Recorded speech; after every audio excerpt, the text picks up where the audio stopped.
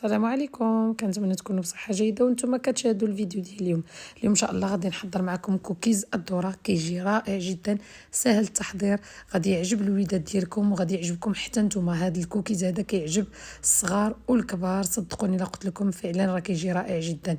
يمكن لكم تاكلوه مع الفرماج كيف كتشوفوا، تعملوا عليه البيض، تعملوا بالشوكولا ديال الدهن، يعني الطريقه اللي بغيتوا نتوما كيعجبكم تاكلوه بها.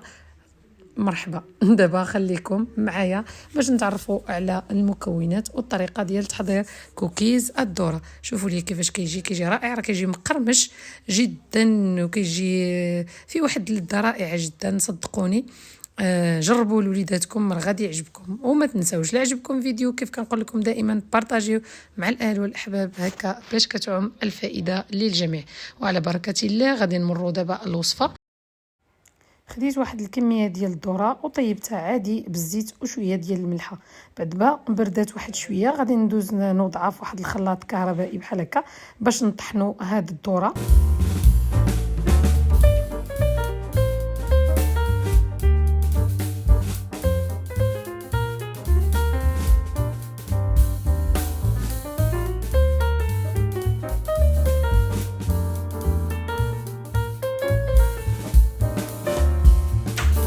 وكيف كتشوفوا طحنوها مزيان هكا باش تولي عندكم على شكل بودره كتجي تقريبا كيف كتشوفوا هانتوما. غادي نوضع في هذا الاناء، يعني كطحنوا كتوضعوا في الاناء اللي بغيتو. يعني بالنسبه للكميه ديال الذره كيبقى لكم الاختيار. انا هنا تقريبا عملت نص كاس ديال الذره اللي طيبت وغادي نطحنوا كامل. في الاول عملت غير هذه الكميه بانت لي كثيره، ولكن من بعد غادي نكمل كلشي غادي نطحنوا. وغادي نستعمل 3 ديال بياض البيض، غادي نستعمل بيضه حتى يتجمع لي الخليط. وكيف كتشوفوا هكا حتى كنحصلوا على واحد الخليط متجانس. دابا غادي نضيف البيضه الثانيه كيف كتشوفوا، وغادي نعاود نطحن الكميه اللي بقات عندي ديال الذره حتى هي. وغادي نضيف بيضه 3، يعني 3 ديال البياض تاع البيض هو اللي استعملت انا في هذه الكميه ديال نصف كاس ديال الذره اللي طيبت. نتوما الا كنتو عملتوا 2 المعالق د الذره فقط غادي تكفيكم 2 بيضات، 2 ديال البياض تاع البيض عفوا. شفتوها هو دابا تجمع مزيان وعطاني واحد الكميه قليله، صافي داكشي علاش اضطريت انني غنضيف الذره الاخرى. غادي نعاود نطحنها كيف كتشوفوا، وغادي نضيف بيضه وشويه ديال الزيت. صافي هادو هما المكونات اللي عندنا باش نحضروا كوكيز الذره. وهنا غادي نضيف واحد الكميه ديال الزيت، تقريبا 2 المعالق كبار ديال الزيت المائده. تقدروا تعوضوه بزيت زيتون اولا تعوضوه بالزبده اللي بغيتو. انا عملت غير زيت المائده لان ديجا هي الذره طايبه بالزيت، ولكن باش تجمع لينا ضروري غادي نضيفوا واحد الكميه منه. صافي وغنبقى بهذه الطريقه حتى نخلط داك البيض مزيان يدخل مع الذره مزيان وتولي عندي بحال شكل واحد العجين، وغادي تلبس كلشي مع الزيت. وهكا غادي ندوزو باش نوضعوهم في الصينيه ديال الفرن. وكيف شفتوا هنا بلي ضروري نزيد واحد المعلقه ديال الزيت، يعني في المجموع عملت 3 ديال المعالق كبار ديال الزيت. يعني نتوما ملي كتكونوا تخدموا راه تبارك الله عينك ميزانك كيبان لك واش القوام محتاج او لا. صافي دابا غادي نمر باش نجيب صينيه الفرن اللي غادي نوضع عليها الورقه ديال الطبخ باش ما يلصقش لينا الكوكيز في الصينيه. وغادي نسخن الفران على درجه حراره 120. صافي وهكا غادي نمروا باش نصوبوا الحلوه ديالنا. وبالنسبه للاصفر البيض اللي غادي يشيط لنا حاولوا طيبوه اومليت للوليدات هكا باش ما يضيعش لكم. صافي دابا كيف كتشوفوا ها هو القوام كيفاش ولا عندنا، يعني ولينا حصلنا على واحد العجين، يعني بلا ما تستعملوا يديكم غير هكا كتقدروا تخدموا غير بالسباتولا راه كتجيكم ساهله. صافي خديت انا واحد السيركل كيف كتشوفوا اللي كنخدموا به الحرشه. غادي نوضع هذاك الورق الطبخ باش ما يلصقش لينا، راه ما دهنت ما حتى شي حاجه. وغادي نوضع الكميه كيف كتشوفوا وغادي نبقى نضغط عليها مزيان هكا حتى يتلاقاو الحبيبات مزيان ويتجمعوا ويوليو على شكل خبيزات صغيورين بحال شكل الحرشه تماما. غير هي ما توضعوهمش ما يكونوش غلاضين، يكونوا رقاق باش يجيو معنا مقرمشين. صافي غنبقى بهذه الطريقه كيف كتشوفوا حتى نكمل الكميه كامله. وكيف قلت لكم انا الفران سخنته على درجه حراره 120. ها نتوما شوفوا كيفاش كيخرجوا دغيا كيستويو دغيا كيتصاوبوا معنا. راهم ساهلين وصدقوني انهم كيجيو لذاذ والوليدات غادي يعجبوهم، يعني كيحسوا براسهم بحال تياكلوا شي حاجه مختلفه.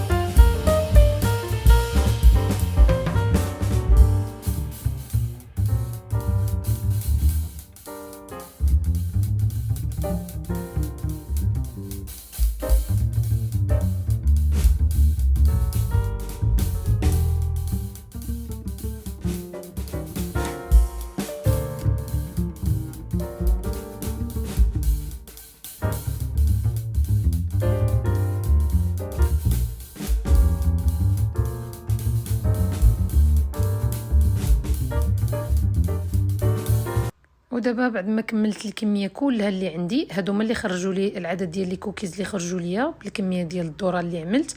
صافي هنا غندخلهم للفران اللي غادي نبدلوا الحراره 160 وغادي نخليهم يتحمروا ويتقرملوا.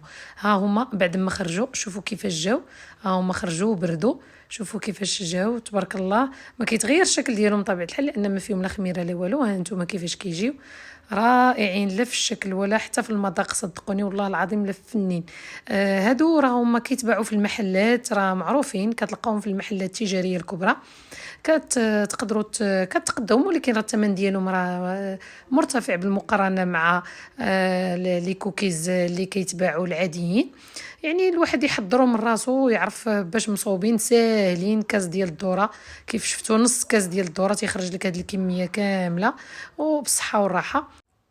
واكيد لو وصلتوا حتى لهنا خليو الفيديو اعجاب وخليو لنا كومونتير حتى نتوما وسبق لكم جربتوا هذا النوع ديال الكوكيز واش عجبكم ولا ما عجبكمش. صدقوني انا بعدا من التجربه ديالي فعلا راه زوين، كيغير على انواع ديال الخبز اللي كتحطوه في المائده. يعني شي حاجه هكا كتفرحوا الوليدات بها وراه كتعجبهم. صدقوني غادي يعجبهم بزاف. انا دابا غادي نجرب لكم وحده بالفرomاج وغادي نجربها قبل ما نعمر الكويز اتاي، غادي ندوقها هي الاولى حتى انا ما قدرتش نتسنى، بغيت نجرب المذاق ونشوفهم فعلا واش هما ناجحين او لا. وفعلا ملي كتقطعهم كتحسهم انهم مقرمشين كيف كتشوفوا، والمذاق ديالهم رائع. انا كيف قلت لكم انا غادي ندوق انا الاولى ونقول لكم هكا باش ناكد لكم واش غادي يعجبكم. وفعلا لذاذ، فيهم واحد البنه ديال الدرانيت بحال كتاكلوا خبز ديال الذره مع الفرomاج. يعني زوينين، كيف قلت لكم شي حاجه مختلفه على المعهود اللي مولفين كتحضروا للوليدات. وهنا حضرت وحده اخرى لان داك البيض اللي بقى لنا طيبته اومليت كيف كتشوفوا ووضعته على الوجه ديالهم بعد ما عملت عليهم فرomاج شويه ديال المعدنوس. والله تجاو واعرين مع واحد القطره ديال زيت الزيتون من عليهم على الوجه ديالهم، وصدقوني راهم كيجيو رائعين. ودابا ما بقى لي الا نقول لكم بالصحه والراحه، وحاولوا تجربوهم نتوما وخليوا لي في التعليقات الراي ديالكم. ودابا كنقول لكم الى اللقاء، وانتظروني في فيديو قادم ان شاء الله، ومع السلامه.